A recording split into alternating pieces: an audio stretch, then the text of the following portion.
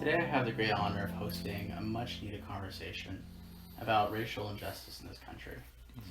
And the probability of people's defenses going up are really high right now.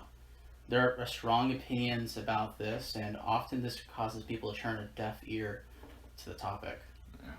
And honestly, there's a lot of misinformation and poorly interpreted facts and statistics about this, and that causes people to feel like they know what's going on when ultimately they don't actually know what's going on.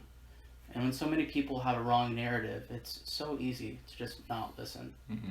But with so many voices protesting, how can we not listen? Mm-hmm. How can we ignore so many voices of just pain Right. and hardship? Mm-hmm. And so our hope today is that we're able to listen, that we're able to assume that maybe we don't actually have a full picture of what's going on, and to be able to approach the subject with open hearts that aren't getting defensive. Mm-hmm.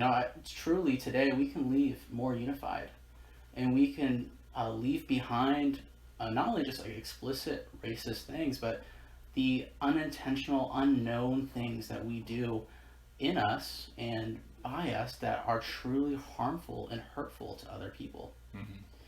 And so I just want to thank Pastor Brandon Rochelle for being here Absolutely. with us today. Mm-hmm. And, yeah, like I am excited for Pastor Brandon to really be able to share what he sees is going on, and be able to shed light on what's happening in so many people's lives and hearts. And absolutely, and I'm super encouraged and super humbled to be having this conversation with you, Pastor Jack, and as well as our audience today. And our primary audience, affectionately, is Redemption City Church. And that's where we, as elders and pastors, we serve and we tithe our time. And obviously, this is not a sermon, and I'm not on a stage, and I'm not standing, and I'm not exhorting through Ephesians right now. And the reason why we made this decision is because this situation, this inequality, the racism, the injustices, the systemic issues in our society are so important.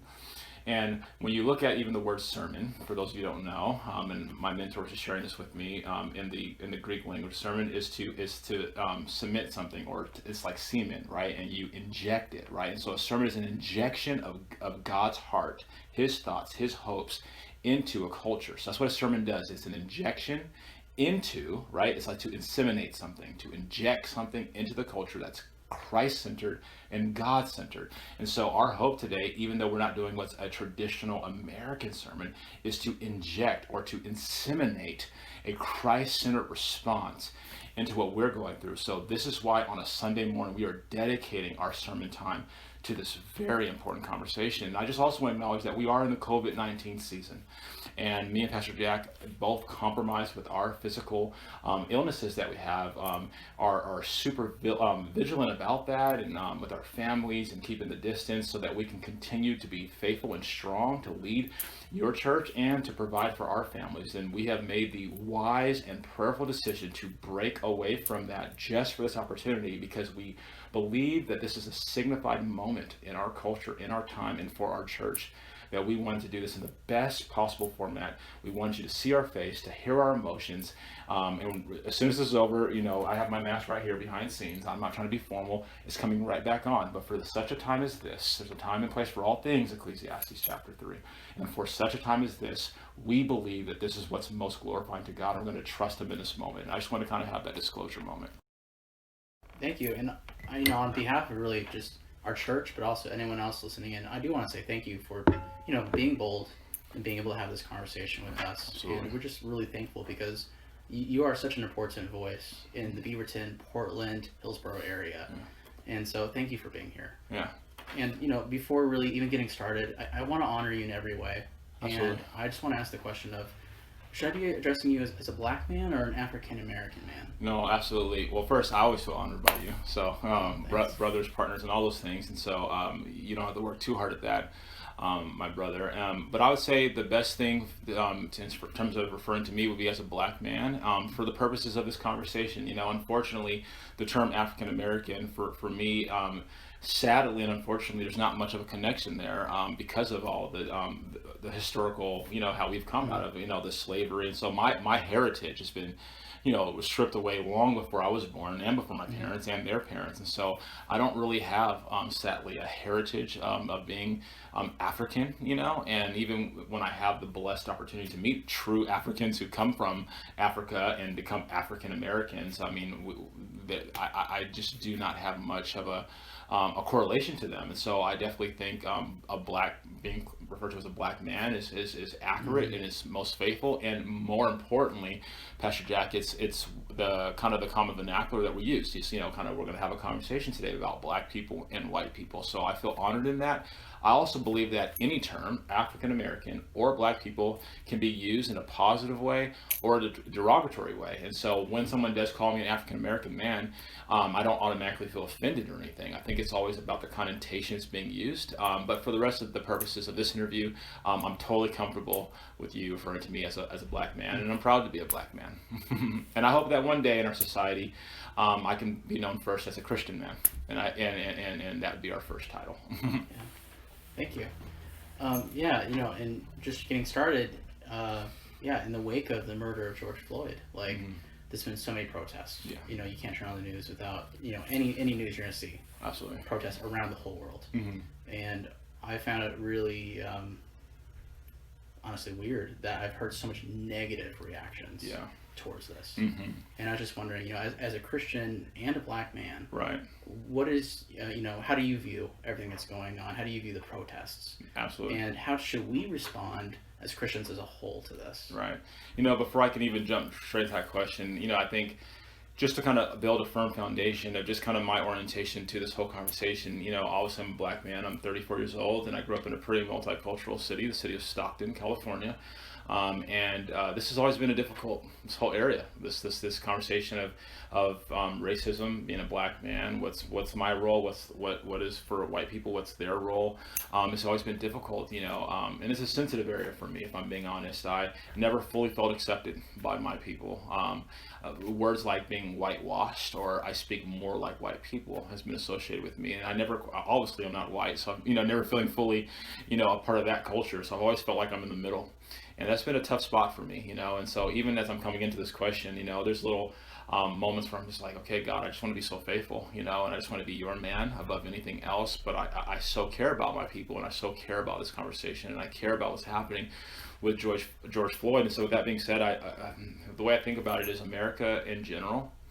And I kind of wanted to just go on a journey, just like we do with our sermons, and we're going to kind of walk and wade through the waters to your question. But I believe that America is just in a very sad place as a country. I personally believe, I really try to avoid political conversations, but I believe that we are being led by corrupt leadership in our country. And I think that these are all manifestations of that permeating into our country. And we just saw a man die senselessly for absolutely no reason. And he wasn't just a man, he was a father, and he was a brother, and he was a husband to someone. And but he wasn't just that, he was a black man. And that fact is super important, and it's super important to me, and I'm hoping it becomes more and more important to other people. We've seen people protesting this death by destroying property and damaging people's things that have nothing to do with George Floyd, and that equally breaks my heart. There are hard-working individuals from every single culture that have spent their entire life and savings to build their little mom and pop shop in the corner, and they have no way to reconcile that, even with insurance. That they have business insurance, but it's not going to cover everything, and it's just sad as I see that we have people that are pointing fingers at this person, and they're pointing fingers back at them, and we're not solving anything. And my hope and my aim, when I think about protests, I think they're valuable and they're important, but it has to be pointing towards moving the needle towards healing our lands and healing our countries. That's why I'm so thankful to be in the book of Ephesians. We see about the unity of Christ, what happens. But I understand that before we can heal, we have to acknowledge hurt. And I think what George Floyd really represents, and what I hope that his life is not wasted in, is that this represents the importance that there is deep hurt in our country. And there's deep hurt specifically in the black community. That's my community and my people. And I think sometimes we are so quick to want to run towards conversations of healing and what do we need to do. And I believe that even in the counseling perspective, even when I meet with people pastorally, before we can heal, we have to acknowledge the hurt. And we have to be able to sit in that and to acknowledge that and to allow a hurting community to have a voice uninterrupted, not psychoanalyzing it, just letting them have that voice. But let me be clear, what happened to George Floyd was completely, it was evil. It was a hellish act. It is inexcusable, and it should never happen to anyone, and it needs to stop happening to black men. And it needs to. We need to have better justice, and justice needs to be served in this situation, not just with the officer who took this man's life as a murderer. That's what this is, and it needs to be said. This is a murder. This is a hate crime. There was no resistance, and he murdered him. He needs to be held accountable. The officers, the two other grown men who put their knees in his stomach that were outside of the first video, the most popular video angle, but other videos caught, they need to be brought to justice, at least at a third-degree murder level. There was a gang murder of a black man, and justice needs to be served. People need to be held accountable who are committing arson and are burning buildings. They're not solving anything. And I understand that we're frustrated, we're mad, we need to be mad, we need to be frustrated, we need to lift our voice and say enough is enough. But if we don't funnel our anger and we don't funnel these pains, these soul wounds that go hundreds of years back into positive action, if we don't talk to the right people, if we don't say the right things, this is going to perpetuate. It's going to get worse. And that's where I fear we're going. We're divided as a country. We're divided racially, politically, socioeconomically, and Satan is completely laughing at us. That's what I believe. He's laughing at our country and how we're handling this, and this is exactly what he wants, for this nation to become utterly dysfunctional with hatred amongst each other, mistrust, and these things that just tear us completely apart. And so I just wrote down some thoughts, and I'm like, man, what is the answer, and what's the remedy to all this as Christians, but even for myself as a black man, and maybe what is your part in some of this as a white man? And I believe it all starts with us, all of us who are claiming to be Christians, and I just believe that. I'm not trying to go all super spiritual right now, but I really do believe the only answer to heal these lands is the church. The church is the only entity. It's the only entity that serves the one true God, and it's only through God that we get an answer to this calamity, and we learn how to be brought together in unity while still appreciating our diversity. And so I think it starts with us, and we have to confront and we have to demonstrate the qualities that Christ has asked us to demonstrate. But it can't be selective, Pastor Jack. One of the things that I see in historical Christianity is the selectivity of what we pull out of Scripture, and that's how we're able to have what may seem weird now, but it wasn't weird even a couple hundred years ago, which is slavery in a country founded upon God with the same Bible that you and I read. But when we have a selective approach to the Bible and we're coming with it with broken lenses and we read it, all kinds of evil can happen. And so I think it starts with us really embodying the characteristics of Christ. As a black man, I need to figure out what that means. And I'm not claiming to have that answer in this format. This conversation we decided a couple of days ago to have. And so I'm not claiming to have answers today, but I am claiming that there is an aim we need to have. And as a black man, what are the characteristics of Christ that I need to put on in the situations? I need to figure what that is. And I think our people do, our black people. And I think as a white man, my invitation is like, what characteristics as maybe a defender of the faith and defender of justice, the defender of those who are the voiceless and the helpless, what do you need to put on like Christ to do that? I think that's an important thing. So let me be clear. This can't just happen through black churches, and it can't just be solved through black people. I'm gonna lean in and say that I don't believe that this can be solved at all through black churches or black people. I think that we've done all that we can, and until we can link arms with our white brothers, and our white brothers, ultimately systemic racism was caused by white people and from the white culture, and the same people who started this problem are going to be the people that have the power to end this problem, alongside the black community coming alongside to help with that. And I think that still needs to happen in and through the church. And I just want to wrap it up by saying, when I think through one of the common things I hear, and I want to give context, so that people don't get lost in my words. I had the privilege of not just being a black man, but serving all kinds of cultures. And I can tell you, by having multiple white young men live in my home, I even was a guardian and adopted, a young boy who needed someone to provide some love to him. And so, I just love people. And so I understand that one of the things I hear sometimes from white culture, it's like, I didn't cause this problem. Mm-hmm. I'm sorry that my great grandparents were these people, but I just was born, okay, and I didn't do this, and I feel like you're accusing me, you're pressing upon history on me, and that's not fair. And what I would say is, I totally get that, and though this is not your original sin that you've committed, you still have a power that I don't possess. And that's really what this conversation is about, is not whether you personally caused racism, but do you recognize, and are you educated enough to understand the power that God has given you, and what are you willing to do with that? And Yeah. so those are some thoughts. Yeah, that's really powerful. Yeah, and actually, I had another question for you that I feel like it goes directly into, even with the best of intentions. I feel like people still say and do so many like racially Yeah. insensitive things, and often it even becomes downright racist. Right. And my question is like, can you share some common experiences that Black people actually are experiencing? And if you're willing, maybe share some of your own experiences. Yeah.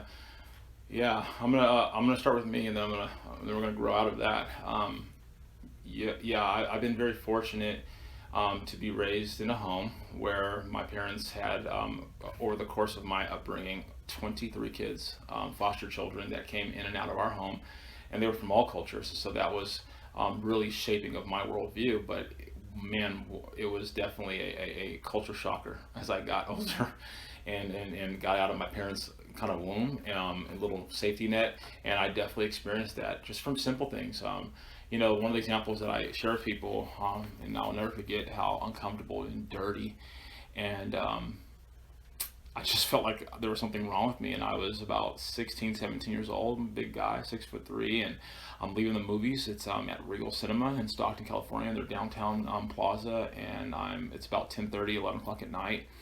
And I'm with my buddy, and we're walking back to this hangar garage. It's like 4 stories, and it's dark, and there's a woman, and she's walking, and we're walking to our car, and she just starts to speed up. We're walking to our car. We happen to be walking in the same direction, but there was just such, you could just tell that she was just so scared. And so, and this is the beginning of something that I do to this day.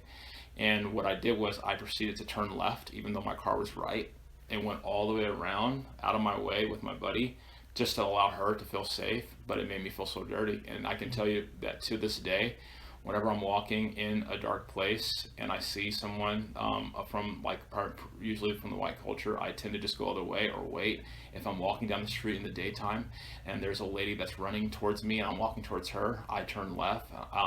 It's just, there's just assumptions that are made. And even honestly, I got the opportunity to be a part of a pretty prominent church, in this area, and I got an opportunity to do some speaking, and I came down off the stage, and I thought about this and I prayed about using this example, especially when it's closer to home with people who are living here. But I think that's the courage that's needed. Like, this is really happening, and so I just got done speaking, and I get off the stage, and people are blessed by the sermon, and this old white lady comes up to me and she puts her hand on my shoulder and she says, "Great job, really great job." And I'm like, thanks.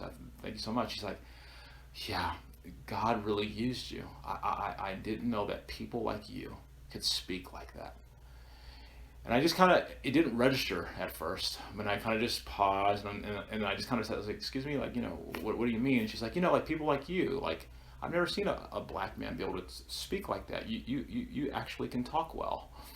And here's the thing, I don't believe that the woman was trying to be a racist or to discredit me. I think that, there's just so much ignorance and insensitivity and uneducated, and I just remember feeling so belittled that my sermon couldn't just be seen as a faithful sermon because it was faithful, but it was through the lens of it was faithful and it was good because a black man spoke it. And wow, that was good for a black man. And I just wanted the sermon to be good because it was a good sermon. And so from something like that just happened less than 2 years ago, to the experience at 17. There's been experiences all the way in between with police officers and different things that have really shaped a type of fear to walk around. When I moved to Oregon, it was pretty scary, to walk outside at night and I was like, man, I'm injured, I have a disability. What would happen if they pulled me over and told me to put my hands above my head? I can't lift my hands above my head. Would they believe me? Would they believe that I can't? If I said, officer, I can't do that, would they think I'm being hostile? Would I be slammed to the floor? Would I die from being slammed on the floor? I walk around with a lot of fear of police officers as a black man living in Oregon. And when I think about even, in general, I think that really is representative, though, of what black people experience. And I think there are many black people who experience much worse than that. And some who have experienced even less than I have. But I do think that the experiences that I've shared is the common plight of our people. And we really experience it as well in the job force. My parents always told me, suit, tie, shave your head just to get in the door and to compete with the rest of everyone else. We can't afford to have tattoos that are exposed like other cultures. We can't afford to have anything, beards or anything that makes us look scary must be removed so we can have an opportunity. And I'm not here to complain or to whine or to look for sympathy from the white culture or anyone else, but I am here to tell you the truth of my story. And those are real truths for a lot of us. Yeah. Honestly, like just hearing it, it churns my gut. And like even just listening to you talk, I'm not even experiencing these things, but listening to your story, it just, honestly, I feel like I need to cry right now. Like it's so ridiculous, and I'm just sorry it's happened to you. Appreciate that, brother. I just wish these things weren't happening to you. I wish these things weren't happening to anybody. Especially because of somebody's color of their skin. Yeah. I'm sorry. I appreciate that. I've come from predominantly white areas most of my life, and honestly, I've heard so many people just have these like widespread beliefs that racism doesn't even exist. And I've written down some of these beliefs that reflect that. I was wondering if you could help correct some of these false, harmful beliefs. Yeah, I'll do my best. And my first answer would be, man, I believe that the Lord is calling me in this moment to bring a sound of maybe not a correction, but maybe to bring some thoughtful considerations for the listener. I think that is what's so important right now, Pastor Jack, for all of us, is that we listen more. And so I want to invite the listeners, as he lays out some of these statements, to not have to just agree with what I say, but will you entertain what I'm sharing? That's all I ask. The first one is that white privilege doesn't exist.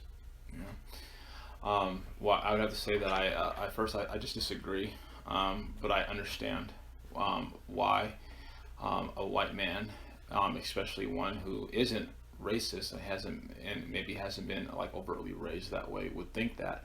And I think this is where ignorance comes in, if I'm being honest. And so I do understand why there are some in the white culture who have a hard time seeing that. And what I would encourage when it comes to that is this question: how do you know that? Like, how sure are you? And where does that belief come from? Is it just a belief that you've created in your mind? Was it passed down from your parents? How factual is your conviction? And have you taken the time to become educated to make sure that you are staking your feet in solid ground, reasonable ground? That's true. I can tell you from my own personal experience that white privilege is a very real thing that I've experienced. And I have competed for things at the same level and clearly performed better and was not given those opportunities. My wife, Jillian, has the opportunity to work in human resources going on 5-6 years now. She is responsible for hundreds of employees at a high level. I mean, she's an executive type level, and she experiences it up close and has dedicated her life to helping that cause. She sits in those meetings and she hears those things, and she works as a black woman to help give opportunities And even sometimes, even with all her power, she cannot make it happen. And so even from someone like my wife, who's behind the scenes in the hiring industry in multi-million dollar companies, these things are so true. And again, I'm not requiring you to change your belief or to agree automatically with what I'm saying, but I am asking you, how do you know that your conviction is true, that white privilege doesn't exist? And are you willing to do the work to make sure that you're right?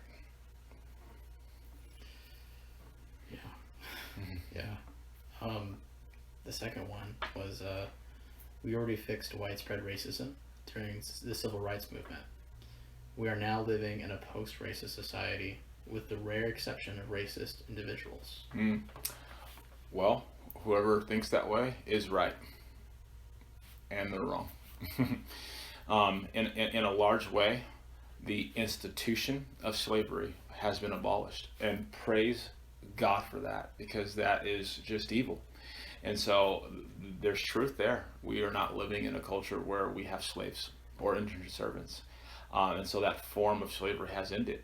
And I think that needs to be acknowledged. I think that if we can't have a culture of acknowledging right and wrong in these pieces of truth, then the demand for the other pieces that we want is not reconcilable. And so it is true that slavery does not exist and that it has been abolished and that we are living in a post-slavery time and culture. However, I want to invite our listeners into a different term, which is systematic and systemic racism. And what that means to me, as a black man, is not slavery like I'm being told I can't leave and I can't go eat this food, pick this cotton in this field. What it is it's a slow burn, undergirding type of intolerance to allowing the black man, the black woman, and the black community to have equal rights that are given to the white culture. And I think again, the next question I have for you is when a person says there's no such thing as racism in our country or and slavery, all these things are moved past. Where are you getting this information from? There is countless amounts of statistics out there that are showing that that's not true, and that black men and black women are not given the same opportunities, or not being treated the same way by the police or anything else. And so this is not the format for that. I intentionally did not come with facts. I'm not going to, it's not a fact check time. I'm not going to start saying 50% this, 85% that. I think that's going to deconstruct the heart of this conversation. Again, the aim for me is just to be a black man that's humble before you, saying, I'm hurting, and my family's hurting, and our people and our community are hurting, and we need your help. If you're in the white community, we need your help, and I want to build a bridge where I can express what's going on from my perspective. You can hear my perspective, and we can build something together to help. If you want to help, it's going to require that. And I do want to invite you to think through that mentality, because racism is alive, and it's strong, and it is not by a select few. It's much more than just few, in my humble opinion. Yeah, I just also want to say real quick, just I'm not really responding to these things because honestly, I'm just listening. Mm-hmm. I'm just drinking this up, because I know this. No matter how much I learn, there's more for me to learn. There's more for me to understand, and my right now my hope is that I'm respecting you by listening and not just I feel totally responding to respected. things. Can I share an experience that my son experienced? My son, Aiden, is 10 years old, and we moved here about 4 or 5 years ago. And when he was about 7 or 8 years old, he was attending an elementary school here in the Beaverton area. And he came home and he was just distraught. And it wasn't just those normal tears of like the whiny 8-year-old who's crying. It was deeper. And I approached him and I said, "Why? What's wrong? What's going on?" And and this just broke my heart. And he said, "I wasn't allowed to play soccer today, Dad." And I'm like, "Well, why?" My son sometimes has some behavioral things. So I'm like, what you do? It's kind of where my mind goes. And he goes, "Well," they said, "it's because I'm black, and black people can't play the soccer, and so only the white kids could play, but he couldn't play." And he had no context for this. He had it just, my son's innocence in that moment was shattered, and to this day, as a 10-year-old, he is very aware that he's black and the different cultures. And if I'm being honest, he has asked multiple times to go back to California, and so does Aubrey. And we even moved them to a different school that they go to now because they were just having such a hard time with bullying and different things. And so, yeah, intolerance, ignorance, racism, all the way down to the childhood level is so alive and well. And again, for the listener that's having a hard time hearing that, I'm not personally attacking you, and I'm not calling you a racist if you're a white man or a white woman who's hearing that. What I am telling you is that this happened. Another example, this happened to my son. If you're in this church, you know who he is, you saw him. And I'm just asking for you to have a sensitive heart towards that. That's all. Yeah. Yeah, so sorry this happened to your kids. Mm-hmm. They're such great kids. Mm-hmm. And I know them, and it's so hard to hear Mm-hmm. what they have to go through. Mm-hmm. Another common thing that I hear is everyone has an equal chance to rise out of poverty in America. You just have to work hard. Yeah. Yeah. No.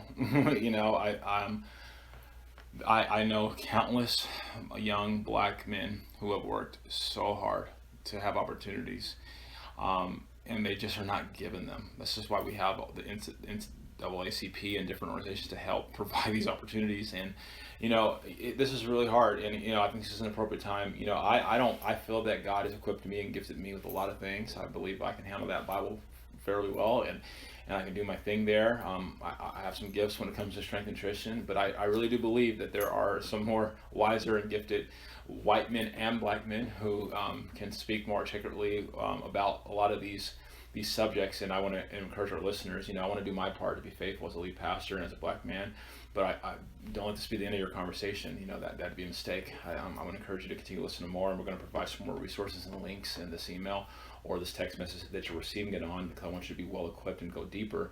But what I would say is I just disagree with that, and I've experienced it firsthand. I've helped other young black men try to get those same opportunities, and I think again that the anthem that I can keep sharing today is to make sure that your beliefs are on a solid foundation. And the one thing that you can do to help, if you're a white man and or a white woman, or just a different culture that's having a hard time understanding the plight of the black community, what I would ask you to do, if you haven't yet, is to spend time with them. It's a huge mistake to come to conclusions about a whole group of people that you haven't spoken to. And when you think about not just racism, but maybe being insensitive or ignorant and types of like just being separated from the black culture, here's what I want to invite you to do if you are a white man right now, or you are a white woman and you're having a hard time kind of leaning into this conversation, you're feeling a little bit attacked, and that's not my heart. Here's a really powerful way that I want you to think through this, okay? And I want you to do this experiment with me, okay? And I want you to know that my aim in this experiment is not to offend you, and it's not to hurt you. It's to educate and to perhaps open up a category in your mind that will spur you on to do a very important exhortation that I have for you at the end of this little analogy. And so if you could take a moment right now and get your phone. I'd like you to pull your phone out, push pause on the video, and let's make that happen, okay? And as you get your phone, I want you to pull your phone out, and I want you to go to your text messages. And as you open up your text messages to your phone, I want you to scroll through the last 5 people that you've texted. And I want you to look at their names. And then I want you to go further. And now I want you to look at the last 10 people that you've texted. And I want you to look at their names. And here's my question to you. Are any of the 5 and are any of the 10 a black woman or a black man? Here's the aim. If you do not have any relationships in your life that have warranted that they are saved in your phone and that you are engaging with them on a regular basis to the point where they are recent in your phone, I want to invite you into the possibility that you may be ignorant to what's going on in a whole culture because you have no relationship with them. And it is extremely hard to understand people that you don't know. I'm not calling you a racist because you can't find one in your phone in the first 5 or 10 in Texas. I'm just telling you, you're obviously not dwelling in a relationship with them. Now, if you go to church, that's kind of a cheat because you have my number, so you may have the number. But seriously, if that's the only number you have, what does that mean to you? I also encourage you to go to your Facebook page, and I want you to look at your friend list. You know, on Facebook where it says the 8 people, your top friends that you engage with. Are any of them black? Or are they all the same skin color as you if you logged into your Facebook? If you went onto your Instagram and you go to your followers and you look at your last 7 people that you followed, if you go down the last 15 people that you followed, how long do you have to go before you are engaging in a relationship with a black man or a black woman? And I think that's very important. And so now to bring in kind of bring this back around, I believe that it starts there. Spend time with a black man. Spend time with a black woman. Spend time with a black family. Let them spend time with you. And you will be amazed at how things change in your personal viewpoints and how you affect them to change. And that's the beginning of things changing. As not stats, not fights, not arguments on what should happen with George Floyd. Relationships, folks. Relationships. Yeah. The last one I have that I often hear is black people wouldn't get hurt by police officers if they just cooperated. Mm-hmm. George Floyd cooperated. George Floyd is not with us anymore. This is the story of so many black people, specifically black men. This has nothing to do with our cooperation, and it has everything to do with oppression and being taken advantage of. And I think that statement and that belief is short-sighted, misguided, false, and lacking total awareness that's right in front of our face as a country. And this is where anger comes from my people. And I'm not condoning the belligerence and the rock throwing and those things, but when you continue to hold the people down and they feel they have no way to defend themselves, what do you expect? If you put a lion in a cage, it can learn to be still. But if you put a lion in a cage and you keep throwing things at it, it's going to defend itself. Instinctually, how much do we expect the black community to experience before this happens? As far as I'm concerned, it's a matter of time, and I'm surprised it took this long. And I fear it's going to get worse, Pastor Jack. When I look at what's happening, and I look at Minnesota's response or non-response, and I look at the repetitive nature of these hate crimes and the lack of movement legislatively afterwards, this is going to get worse. Here, I was talking to a young man that I'm mentoring, and he asked me a very important question. And he said, "Where do you think our country is going with all this?" And I was like, "I think our country is headed into a really dark age, because you need 3 ingredients." When I'm a history major, you look at the culture of the Roman culture, the Babylonian, the Mesopotamians, the Aztecs. Every culture that has fallen. And these cultures I just mentioned are way more powerful than America. We're a baby country. We think we're so strong. In my personal opinion, I don't think we're ever going to have the lineage of a Roman culture. Thousands of years, we're only a couple hundred years. I don't know how much longer we're going to be the world power. But this is what you need for a nation to fall. Okay, you need a tyrant at the top. You need all 3 things to happen: a tyrant at the top. You need something that is pressing and ravaging the culture, and then you need intolerance of the people. Now, you can get by with 2 or 3. You can have a bad leader but good people and a safe environment, and you can have a malaria going through and destroying the land, but you have great leadership that's beacon lighting through it all. But when you have a tyrant at the top, which I believe we do, when you have something that's pressing on our culture and taking our energy away, which we have in the COVID-19, and then you have intolerance amongst the people, you can expect pervasive darkness, pervasive sin, and things to worsen and to decay. And I fear that's where we're headed as a country. And I believe the only way that we're going to adjust the needle of that direction is for conversations like these that are used as a start point and not as an end point. If we don't end this video and you don't get out of your chair and you don't pick up the phone and care enough to not have a different culture in your phone, in your Facebook, in your Instagram, if you don't get in the game, I believe this is going to continue to get worse. I just can't help but to say that what you're saying is just so powerful. And just thank you for your boldness and speaking. Yeah. Yeah, I always admire your courage and your steadfastness towards always doing and saying what you know is right. My next question that I truly had for you is, it's just, are white Christians, are we called to do more than just be educated? Like, how can we fight racism in our communities? Yeah, to whom much is given, much is required. And whether you asked for it or not, because you're a white man and because you're a white woman, you have been given power, influence, and opportunity. Power, influence, and opportunity. And God calls you as a Christian, I'm going to add that title, as a Christian white man and a Christian white woman or a Christian white community, to take what you have plenty of and to help the desolate, the needy, the poor, the voiceless.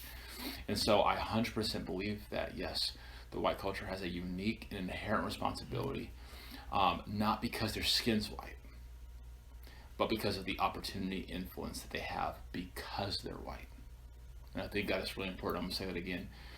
It's not the literal color of your skin that I'm saying makes you responsible. It's what comes with the color of your skin. Opportunity and influence primarily that now makes you responsible to do something with that, when you can recognize a community that is not having the voice, the influence, and the opportunity.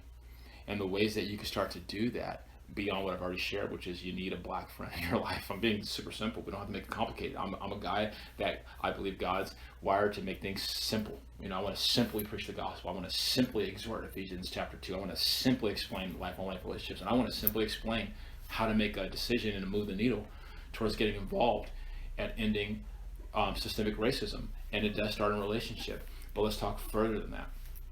When you see any type of injustice, you have to speak up. The days of being silent and being politically correct are ravaging our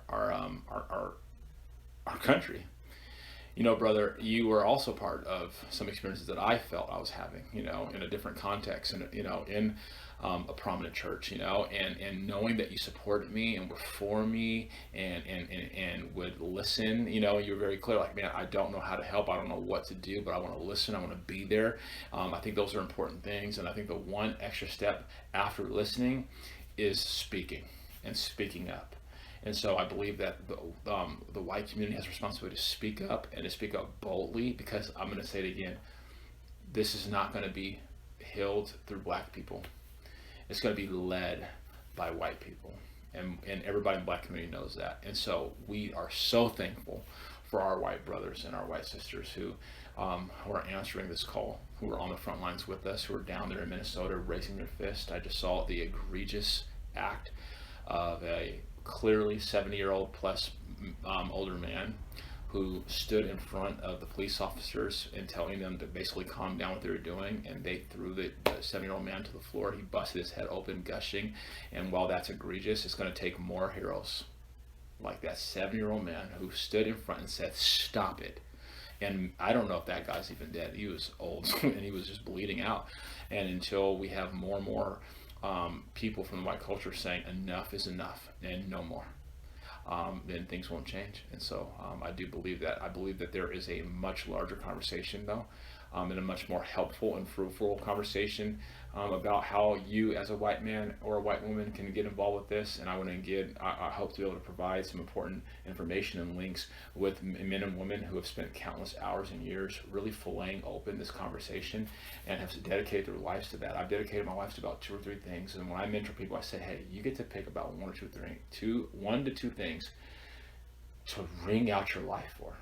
And in Redemption City Church and those listening, I love you so much.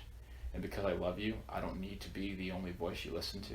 I don't want to be the only voice you listen to. And I want to make sure I aim you towards people who said this is going to be the one or two things I'm going to wring my life out for. And I want you to get that help, because we need you. You know, we need our white brothers and we need our white sisters, and we need our black people to also know their part. Yeah.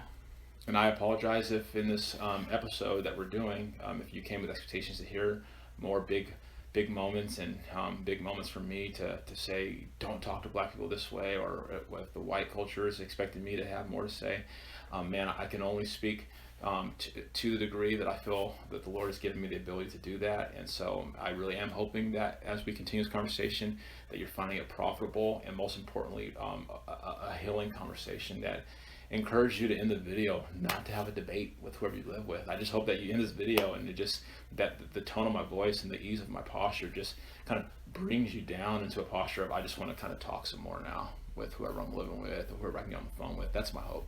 Yeah. You know? Yeah, that's powerful. Obviously, since I am white, I'm really asking questions so much out of my own context. Mm-hmm. I'm asking, how do I, as a white person, how do other white people, how do we fight racism?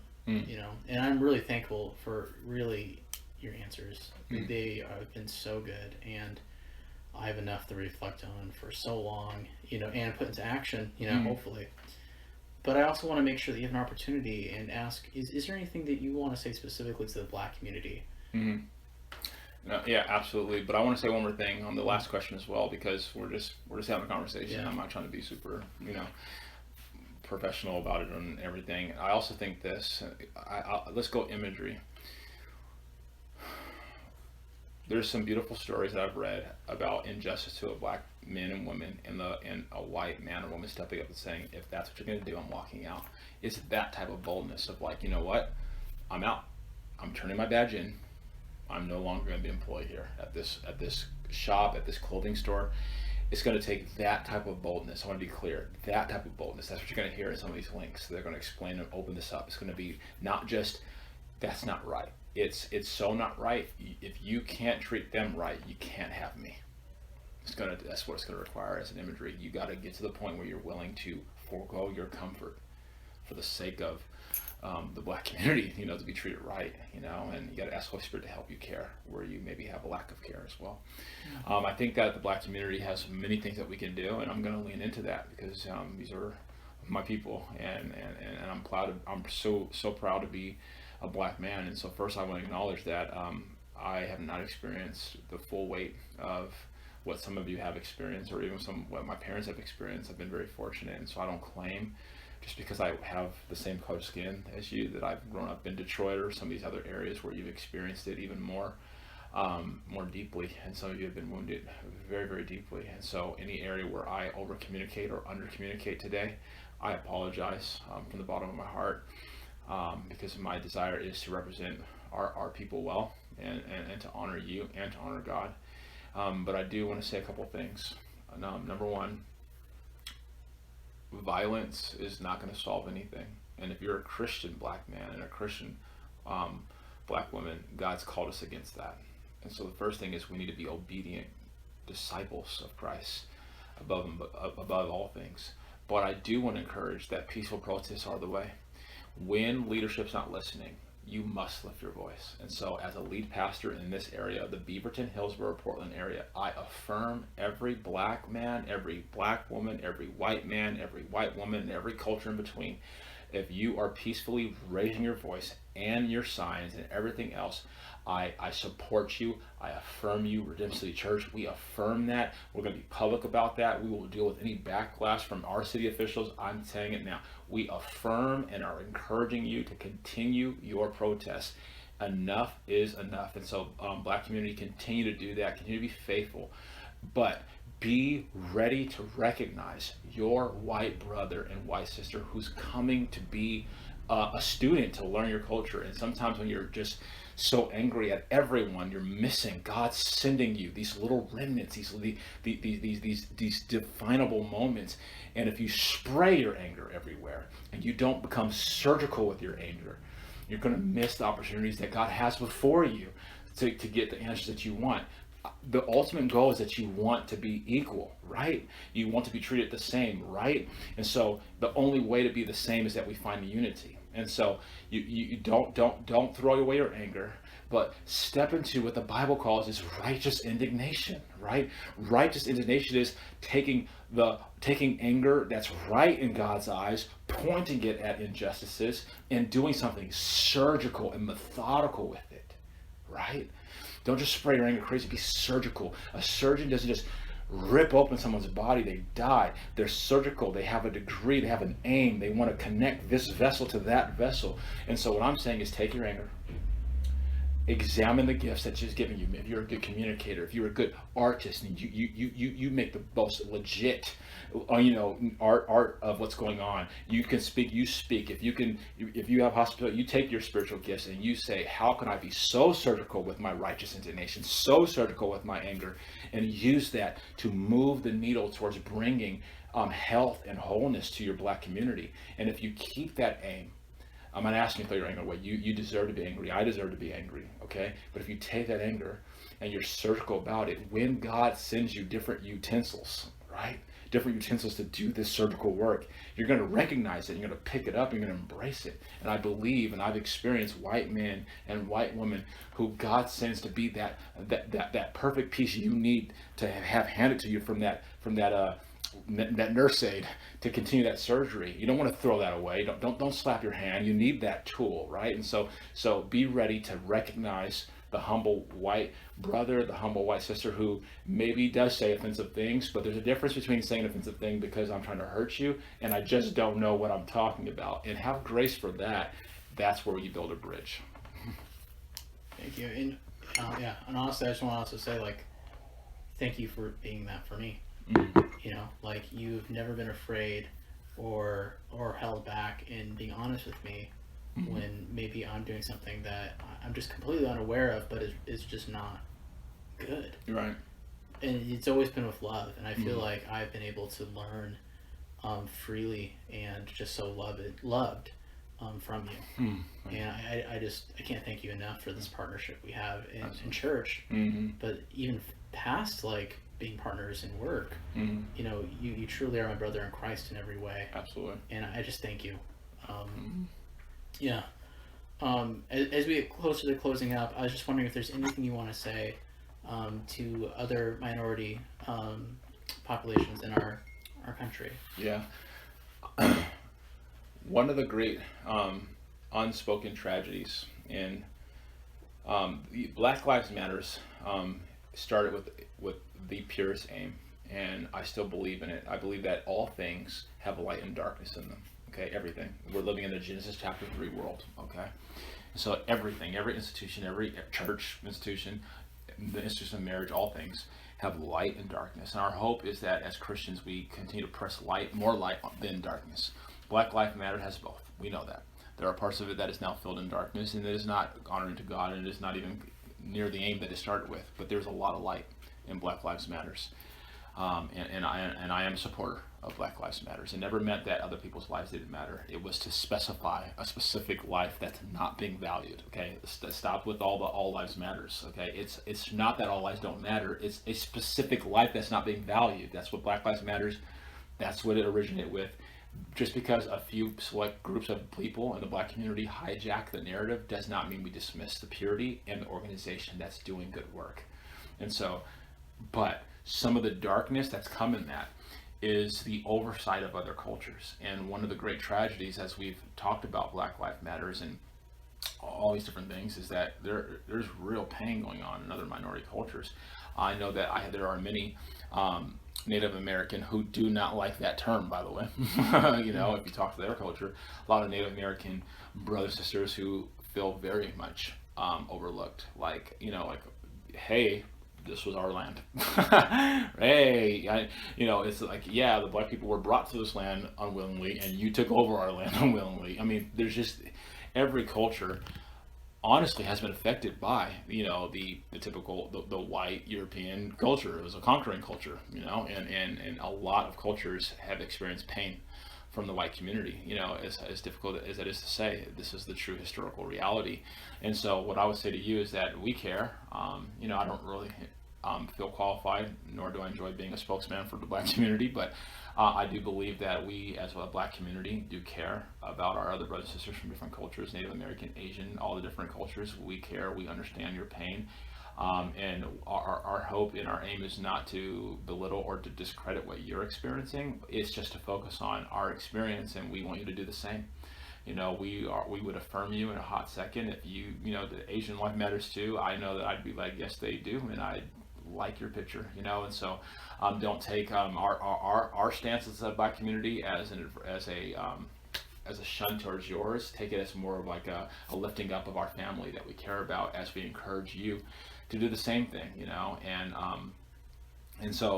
would encourage you to do that, because I know that there's a plight that and an unspoken pain that you may be experiencing, and we want you to have a voice as well. Hopefully you can look at Black Lives Matters and all this stuff with the kind of the racial tensions with the black and the white kind of tension thing going on, and you can take the best parts, because we've been doing it longer, honestly, on a larger scale. So take the best parts out of the black community of how we're handling it, leave the parts that are not profitable, and maybe you can do even better than what we've been able to do so far. Thank you. Yeah, as we're about to end, I just want to say thank you for being with us today and being able to be just so bold and courageous and honest in this conversation. I personally, I find so much profit in just sitting and listening, and I appreciate that. And I look forward to that becoming action in my life. And and hopefully it truly is an action of love, and of glorifying Christ through this. Right. So I wanted to say thank you for everything. Absolutely. And then as we close, I just want to give you the last word. Is there anything that you want to close with today? I do. Before I want to pray for our country and our people. But before I do that, I just want to be so faithful to say a couple things. I try every time I get on this video camera or I preach a sermon to treat it like it's my last. So that's I just try to just give it all out, and I know that there's going to be listeners that have just spent more time than I have and can nuance things better. And so what I want to say is, recasting our hope as a church releasing this video. Our primary hope is that we, by our action, no matter what we said, are showing and sharing that we care about injustice, and we care about it so much that we this weekend we're supposed to be releasing like our 1 year anniversary video for our church and celebrating and all type of things. We're saying that this is more important, and that's one aim. A second thing is, as a black man, I want to lean to the responsibility I have to communicate about what's going on, and I'm appreciating your desire to do your responsibility as a white man to also do the same. And so that's another aim. The third is to start a conversation. If you walk away from this conversation hoping it to be your end point, you're going to be thoroughly disappointed. But if you can treat this conversation as a start point for you getting more hungry to not get facts, but to get involved in relationship, this video would have accomplished its aim, and I would be a proud Christian black pastor of River City Church. And that's my hope for each and every one of you. And finally, for those of you who are not a part of our church, I want to invite you into this. I'm sure that because of the title of this sermon, and it'll be listened a little bit more widely than other things that we release on social media. And so what I want to encourage you to do is just to hang out with us for one more week. That's all. To not just hear this tidbit and then to leave. I'm not asking you to join our church. I'm not asking you to follow our church. I'm just asking that you would come back one more week to our Facebook page, one more week to our Instagram page, one more week to our website, and to be a part of our celebration. Because I want you to hear from people in our community, multicultural, who are just praising God.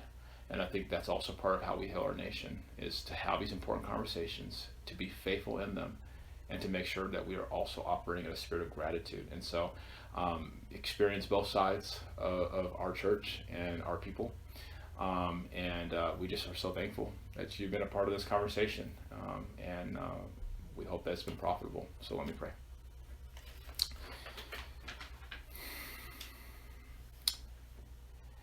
Heavenly Father, we acknowledge, Lord, that we are so incredibly thirsty for wisdom and knowledge and understanding and ability and capacity and unity. And you're the only fountain that can quench that thirst. And Abba Father, we are so hungry for justice. We're so hungry for equality. We're so hungry for understanding. And Holy Spirit, you are the only one that can provide the solid food needed to quench and to accomplish that hunger. We are incredibly incapable in and of ourselves of such a big topic and conversation and point of healing that our land needs, Lord. But when we submit our lives to you and we put on Christ, Lord, we can do all things, Lord, through Christ who strengthens us. And so I'm praying that everyone listening today would put more and more of Christ on as they pull more and more of their old self off of them, God. That we would enter into a season, Lord, as a people, as a land, as a country that says, man, I have a responsibility to listen before I speak. And Lord, I pray that just that right now, Lord, that the Black community, Lord, would listen and learn and continue to nuance and become more surgical, Lord, in their anger, Lord. And that they would be bold and courageous to stand upon their convictions that enough is enough and that equality must be demanded and accomplished. And I pray for the white community, God, so many faithful ones in that community, Lord, that you would continue to equip them with what they need, foresight, insight, Lord, so that they could be the agents, Lord, of reconciliation and healing and redemption that you've called them to be. They've been given so much, Lord, and you call those who've been given to give, Lord. That's what we do. That's what marks us as Christians, Lord, is to give and to pour out what we have, Lord. Help us to be a bold and courageous people on both sides of this conversation, God, with the ultimate goal to be on the same page with one another. But I pray, Lord, for the most vulnerable, Lord, all of our precious children, the 8-year-olds, the 10-year-olds, the 12-year-olds, the 4-year-olds, the 16-year-olds, Lord, that you would guard their mentalities and shape their worldviews, Lord, that they would not take on the darkness of the Black community or the white community, but that they would be so filled with your light, God, that they would be, Lord, also part of healing this nation, Lord, just by their radical obedience to you and the things that you prescribe for our unity, Lord, and the bond of peace as a people group, God. I thank you, Lord, for Redeemed City Church, our small little church that packs a punch every single time that we do anything with our hearts, Lord. I pray that you bless this conversation, and I pray that you cover every single area that Pastor Jack or myself misspoke, underspoke, over-communicated, missed the mark. You miss no marks, and we serve a God who uses broken men, broken pieces, and broken messages, and you heal people, you save people.